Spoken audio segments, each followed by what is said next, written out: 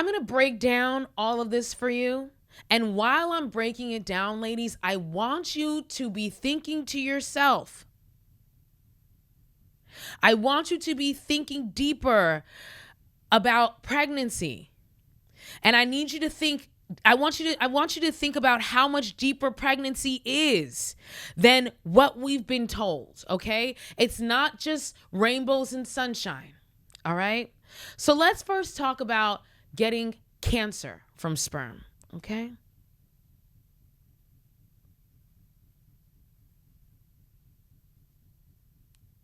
So I posted a video about how I was diagnosed with cancer from my pregnancy. I made my awareness video because I wanted more women to live and more women to survive. And if I could have saved a life, God just knows I'm just so happy and so grateful that I was able to do that just through spreading awareness. But I also want to spread awareness about how important it is to choose a partner that you're with. It's a lot that comes with being a woman, and you shouldn't just be with anyone. You shouldn't just put your energy anywhere. I got cancer from pregnancy, and I almost lost my life. That is a possibility that comes with pregnancy. Though it's rare, it's a possibility. I fought my battle alone.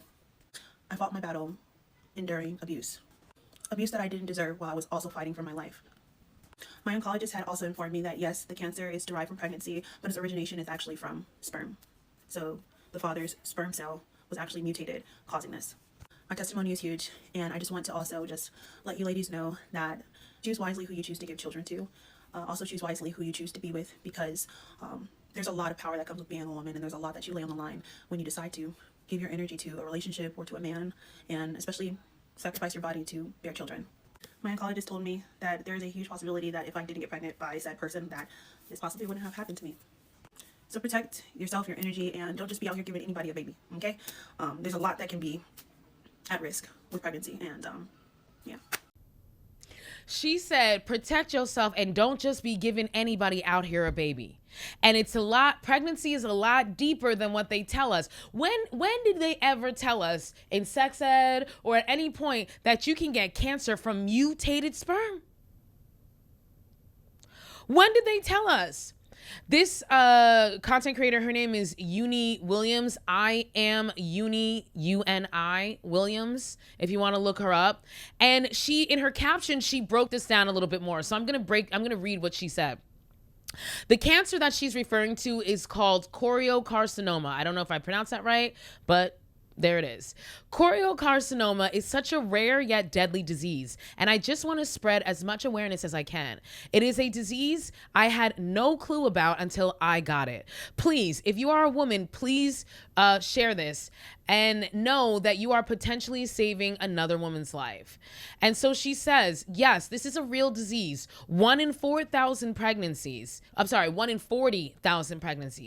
These pregnancies also include those that end in miscarriage, abortion, and live birth. So statistically, yes, it may sound rare, but it is also worth knowing about, given that all pregnancies are considered, and we don't even know who was outside of this testing pool. Okay? This is a disease that she was able to catch before most doctors would have discovered it. And so she was able to, take care of herself and catch it before it got too crazy. But this is a disease that most women don't find until it's too late.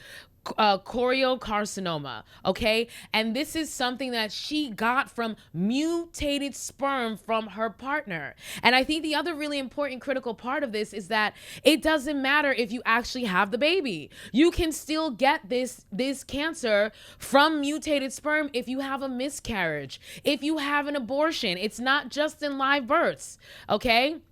So that's another risk. It's not just about having the baby. You can also lose the baby and end up with cancer. Okay. And yes, this is rare. It is rare. She says it's 1 in 40,000 pregnancies, and it is rare, but it's still something that nobody told us. Who told us that you could get cancer from corrupted sperm? Who told us that? Nobody.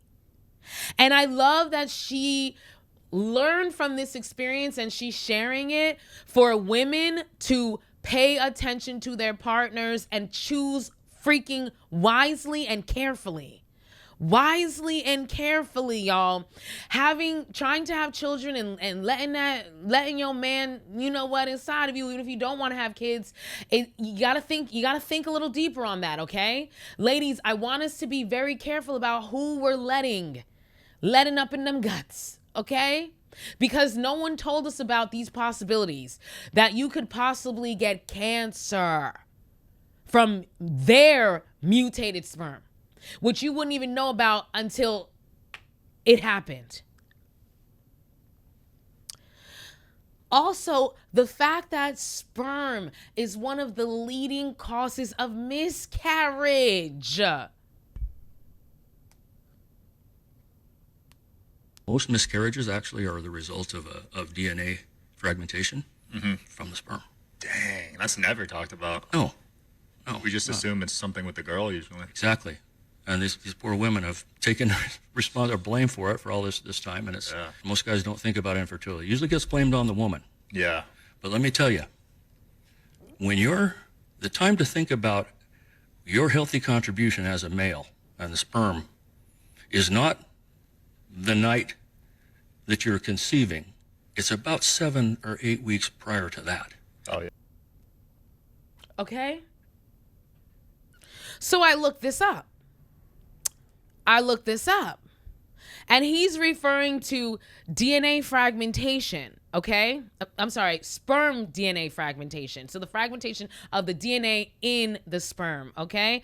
I looked it up. Now, he says that DNA fragmentation in sperm is the cause for most miscarriages. What I found information-wise is that it's not necessarily the cause for most miscarriages, but it is one of the leading causes for most miscarriages. And here's what I found out about sperm DNA fragmentation. That refers to breaks or damage in the DNA within the sperm cell.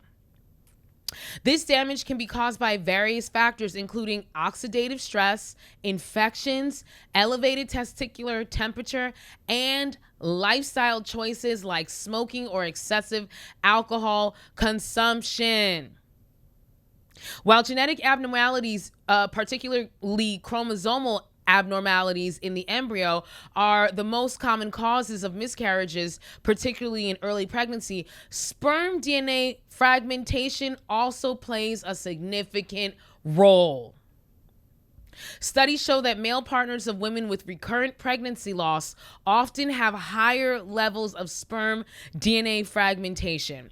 This fragmentation can lead to impaired embryo development, implantation failure, and increased miscarriage rates. Like they said in that clip, right? It's usually the woman that we blame for miscarriages, right? Oh, something's wrong with her.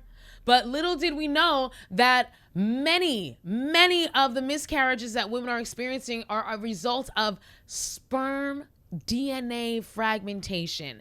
And did you note that one of the things that can cause that is lifestyle choices? Lifestyle choices, guys. Okay? So if you're sitting here trying to have a baby and you keep having miscarriages and your man is out here eating all kinds of crap, smoking all kinds of crap, drinking all day, every day, maybe that's why you can't have that baby. Maybe that's why you keep having these miscarriages, and it's not you, girl. It could be your man.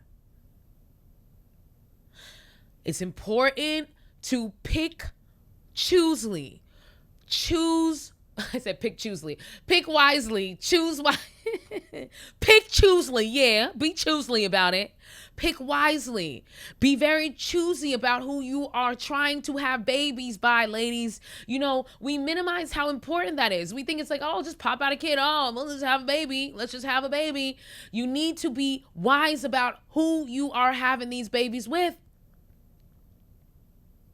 Especially when it comes to lifestyle choices, because that might be why you're having problems carrying that baby, because your man's DNA in his sperm is fragmented from his lifestyle choices, or in general. There's other reasons behind that as well.